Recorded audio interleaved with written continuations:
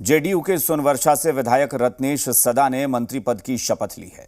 राज्यपाल राजेंद्र विश्वनाथ हर्लेकर ने रत्नेश सदा को पद की गोपनीयता की शपथ दिलाई। रत्नेश सदा की कैबिनेट में एंट्री पूर्व मंत्री जीतन राम मांझी के बेटे संतोष सुमन की जगह हुई है। यानी ये कैबिनेट विस्तार नहीं है, बल्कि कैबिनेट में अचानक से खाली हुई जगह को भरा गया है। हालांकि कैबिनेट विस्तार पर कांग्रेस की नजर अटकी हुई है। अब कांग्रेस को लगता है कि 23 जून को होने वाली विपक्ष की बैठक के बाद सीएम नीतीश कुमार कैबिनेट विस्तार की हरी झंडी दे सकते हैं।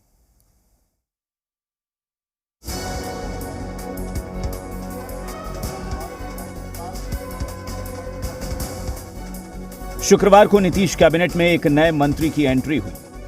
राज्यपाल राजेंद्र विश्वनाथ हर्लेकर ने जेडीयू विधायक रत्नेश सदा को पद और गोपनीयता की शपथ दिलाई।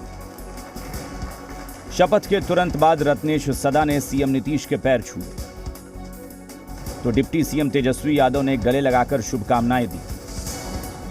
नीतीश कैबिनेट में रत्नेश सदा की एंट्री पूर्व मुख्यमंत्री जीतन राम मांझी के बेटे संतोष सुमन के मंत्रिमंडल से इस्तीफे के बाद मिली है। मंत्री बनाए जाने के बाद रत्नेश सदा ने सीएम नीतीश का आभार जताया और बोले कि मैं जीतन राम मांझी का विकल्प नहीं, 2024 का विकल्प हूं। सबको हम विकल्प नहीं मानते हैं, हम कर्म करके उसको हम 2024 का विकल्प है, न कि हम जीतन और राम मांझी और न कि संतोष मांझी। वहीं रत्नेश सदा को मंत्री बनाए जाने पर सीएम नीतीश कुमार खुश दिखे। उन्होंने कहा कि जैसे ही संतोष सुमन ने इस्तीफा दिया, हमारी पहली प्राथमिकता रत्नेश सदा थी। सब कुछ 13 जून को ही क्लियर हो गया।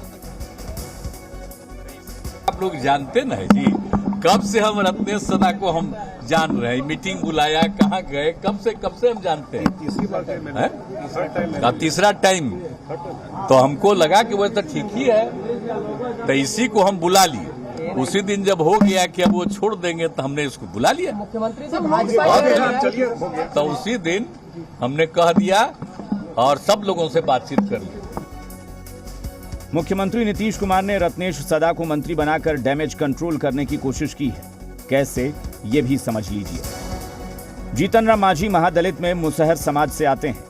संतोष सुमन मुसहर समाज का प्रतिनिधित्व कर रहे थे। रत्नेश सदा भी मुसहर समाज से ही आते हैं। यानी एक तीर से दो निशाना लगाने की कोशिश की गई है। जीतन राम मांझी के बेटे की जगह रत्नेश सदा अब जिम्मेदारी संभाल चुके हैं। मंत्री रत्नेश सदा के गांव सहरसा के महिषी स्थित बलिया सिमर गांव में जश्न का माहौल है। एक दूसरे को अबीर गुलाल और मिठाई खिलाकर जश्न मनाया जा रहा है, तो परिवार में भी खुशी की लहर है।